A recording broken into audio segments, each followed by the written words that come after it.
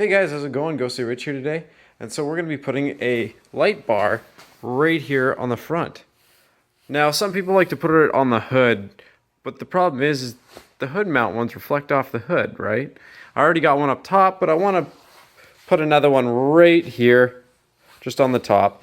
Again, I'll be switching bumpers later, so the mounts, I'll use them on the new one, so I don't want to mangle them too much. So first thing I'm going to do is I want to take off some of this shroud stuff. Now, these screws tend to strip really easy, I know, because I've already stripped them before, just trying to get those tabs out. So I'm probably going to try and pick at these so I can just grab them out. I'm going to be putting a 20-inch light bar here, so it's not too big. And it's the one up there is a Cree light bar, and the one we're going to be putting here is an Osram. They're all made by Oxbeam, so it'll be kind of cool to see the difference in the two bars. So first thing I'm going to do is pop these out. They have a center cap. I don't know if I can show you here, but see how it's got a center cap and how it's got the Phillips? Well, the Phillips isn't, sometimes they won't unscrew because they get dirt in there, so you have to try and pick out the center cap. Again, this is up to you. I might just end up leaving this panel on, but I will see in a second. First and foremost, I'm going to go underneath and I'm going to take off the mud guard here. So with this guard, you're going to notice that there's these clips. I don't know, there we go. See how there's that notch in there? You're going to put a big flat blade in there and you're going to work it slowly and then that pops off. So use a big flat blade so that way you don't use a small one, otherwise you'll just end up breaking the tip of it off. So once you get those front ones undone, if you just peel, all I did is I peeled this back down a little bit. Now you have access to those two, or a few that are on there. I think it's just two. Yes, two. So now pop those two off on the back end and that'll take this mud guard right out of our way. So now that we have our shell off the bottom, the cool thing is we can see our fog lights there. And we can now know we can dodge them and we see that big metal beam that's above it. So the plan is to drill in our two brackets between the fog lights so that way we don't hit them, and then we can do a nut and bolt with a spring washer. Alright guys, so what I did is I measured from here to the fog light, and I already know my light bar is longer than the past these fog lights, so I'm not worried about that. So I measured to the fog light and then I added a little bit, found it to be 7 inches, and so after figuring it to be 7 inches, I put the mark here and then the mark here, and that's 7 inches right there to make sure that I clear the fog light completely. And then what I did is after putting the tape, I lined my bracket up like this, so the hole was in the center of the tape, and then I measured it to 3 inches, so that would have been 3 inches right there.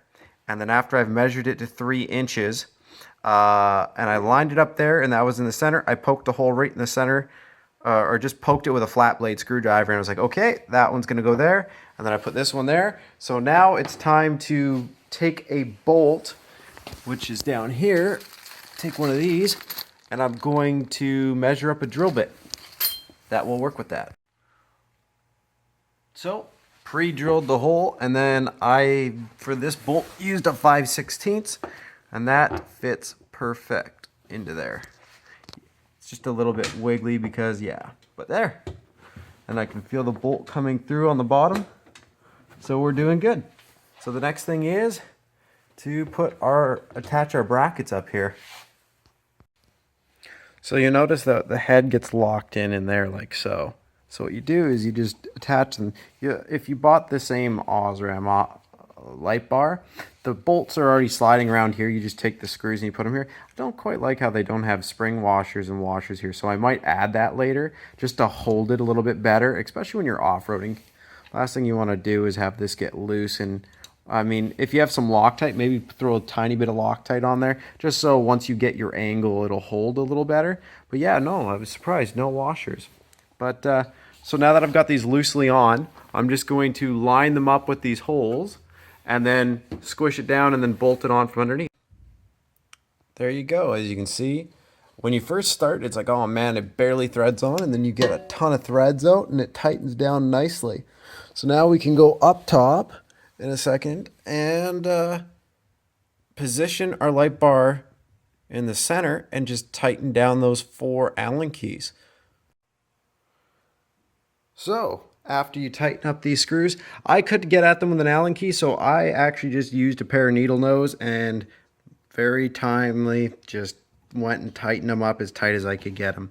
Like I said, I'll probably end up taking these out later and putting spring washers just to hold them in, because once I set this, I don't really care if it moves at all. And then of course, before I did that, I centered it on here, and it's all centered with the Jeep logo now, so I'm all good. Next thing to do is we need to get this under the hood, of course. Now there's a couple ways you can do this.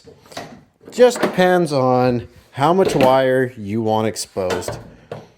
So what I'm going to be doing is I'll probably tuck this in right here, so it's very minimal. See that? Just goes down into there, and then I'll go down into our crawl space down here, and I will mess with it a little bit. If you want, and you want to just easily do it, you could just, if you don't care about seeing this much of it, you could seriously just tuck it in under the grill, bring it up over here by the light. But I'd rather go in underneath it. I'm going to bring it back up and towards the battery. So from this point, you need to grab your wiring harness that we're going to wire off of. So if you bought yourself a simple harness, it's pretty easy. This end goes down to the light bar. So as we know, our light bar is over here. So I'm just going to put this over here. Next thing we need to look at is the relay and power. Well, that can go over here. Let's put that close to our battery. You'll see there is a negative, which can just go to a grounding screw, and this positive, which has to go to our positive battery terminal. And then there's a switch that usually comes with this, unless you're wiring in your own switch over there, which if you are, that's awesome. Do that. So as you can see right here, we have a 3-position switch. Usually that means that it's gonna give power to some of the pins on the switch, so that way the light glows here. So as you can see, there's a pigtail on here. I'm going to be taking this pigtail off so I can feed it through the firewall.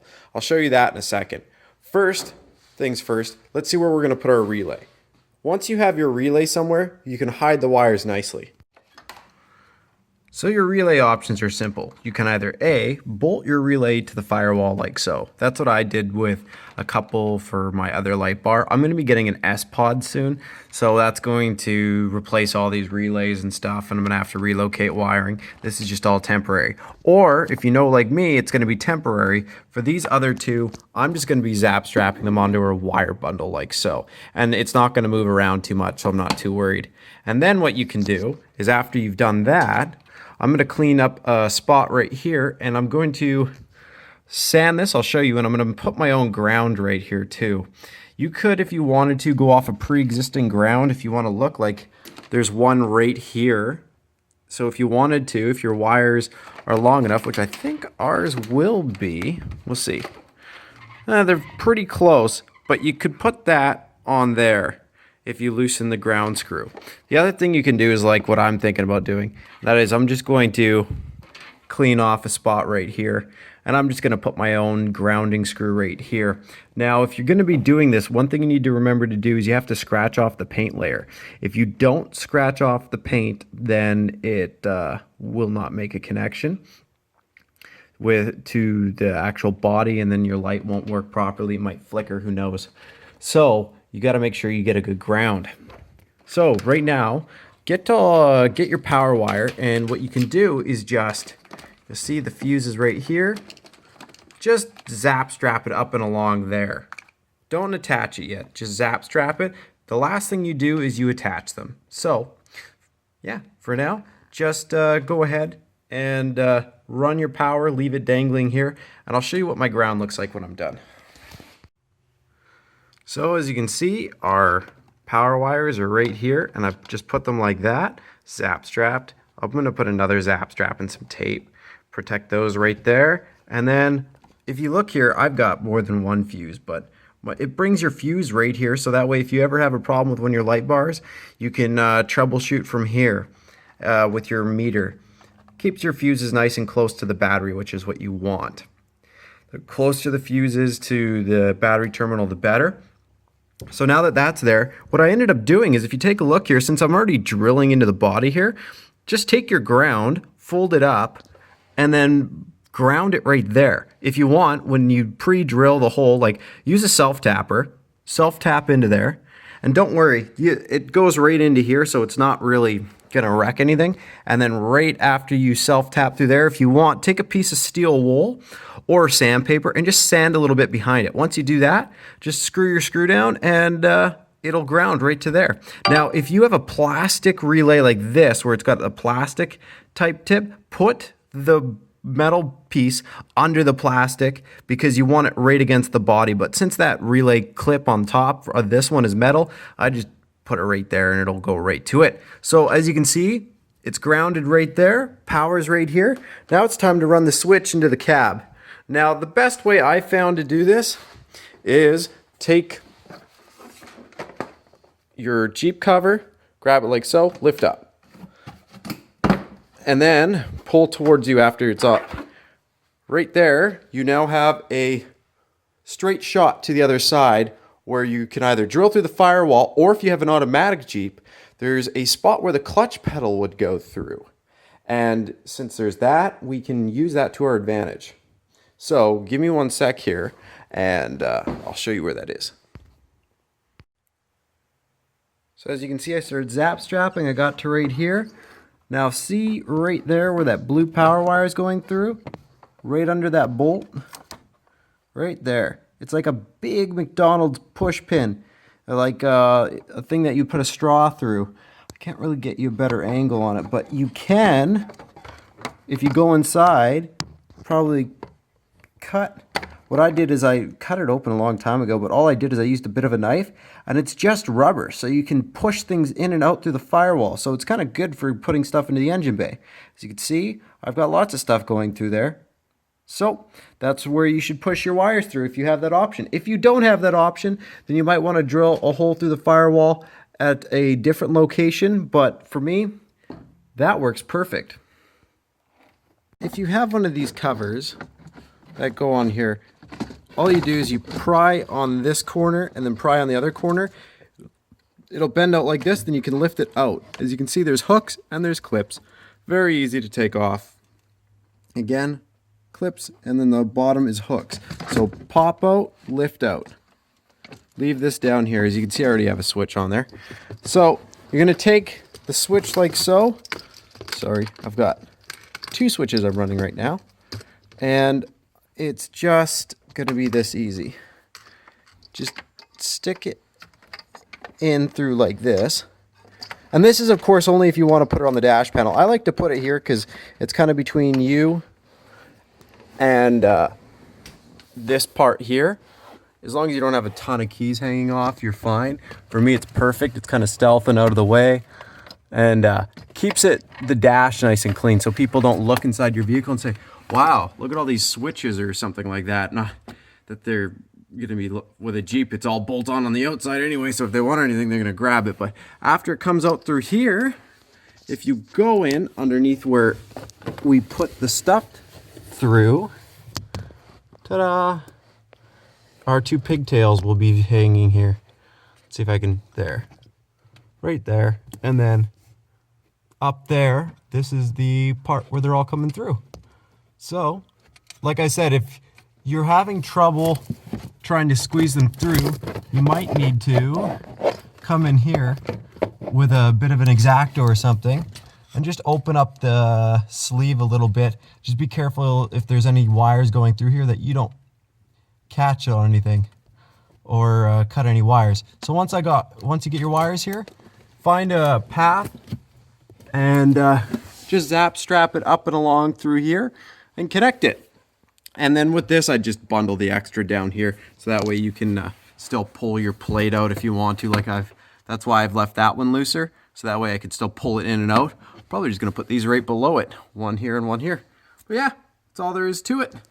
After this, now we can solder on our light bars. Alright guys, so what I did is let's see if I can put this light down somewhere that's good. Okay, so I fished it behind this plastic cover. I used a zap strap, threaded it in from this side, so it threads in from there, like so. Let's see if I can pull one out. And yeah, I just slid it in through there, or well, I had the wire attached, slid it through here, and with much troublesome work, I got it to feed through there. You can see my shiny wire right there.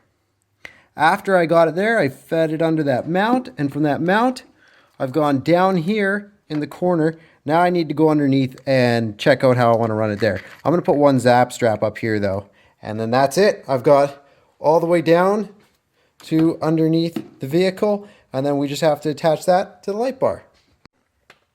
So I came down here, and guess what? The wire was just sitting right here, and my other one was of course right here. So I fed it around here. When I'm done, it's going to suck up tight against there, and I'll follow the fog light loom, and then it'll come up to here, and then it'll go, and then it'll just sit right there. There actually isn't any extra. I've just got it sitting loosely. This actually tucks into the bumper. Now, as you can see, I've just soldered my two joints. It's pretty easy, red to red, black to black. Now, a little trick I was going to show you guys is I'm just going to tape those two joints up. But then the other thing that I usually do is I slice off, because I actually cut off a lot of the extra wire. So off the extra wire, I take a piece of heat shrink, and if you don't have heat shrink, if you heat shrink them and stuff like that, that's all up to you. But you can take this, and then you can tape that up too, and it covers your two joints. So you could shove both the joints in here. But again, first tape these two. So tape them separately. First tape this, then tape this.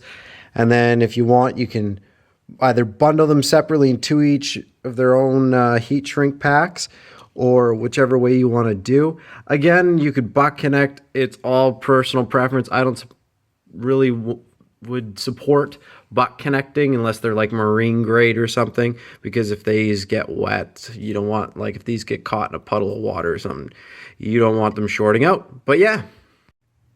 All right, so as you can see, it's all zap strapped and cleared up, and if I put this light here, you can't really see anything.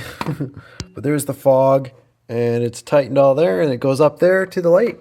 So now we can actually just go bolt on our power wire and go try it out. Very easy. Loosen off the 10mm bolt, and then just put the little horseshoe in and tighten it down. And then you're done. Now you go hit your switch on the inside of the vehicle and try it on. So as you can see, it's red when it's off and green when it's on. Let's go take a look.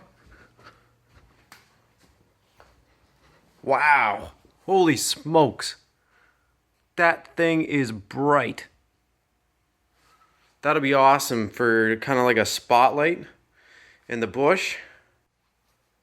Well, I hope that helped you out with wiring your light bar. I think that looks really clean. Gives you a whole heck of a lot of light in the front of you. So that'll be wicked for when I'm on the trails. I mean, I already have one on the roof, but this will fill in that low end, kind of what the fogs, what you'd flick your fogs on for, but now flick that on and you're golden. Again, what you might want to do for some different people is they might want to mount it up closer, because if you mount it up over here, then you could technically bend it down and use it as a rock light a little bit, I guess. I don't know. I like it the way it is, and it looks super clean. All right, I hope this video helped you out. Press like if it did and subscribe for more.